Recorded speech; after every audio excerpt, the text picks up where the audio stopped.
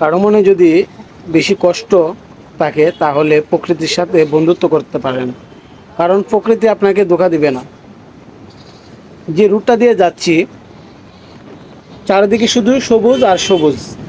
একবার ঘর থেকে বের হয়ে দেখুন প্রকৃতি কত সুন্দর। আপনি প্রেমে পড়ে যাবেন প্রকৃতির।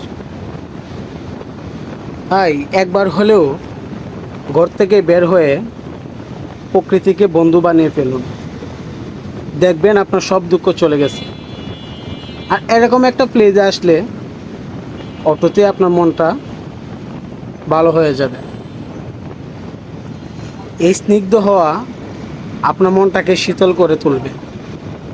অতএব সব দুঃখকে ছুটি দিয়ে বের হয়ে যান ঘর থেকে ঘুরতে।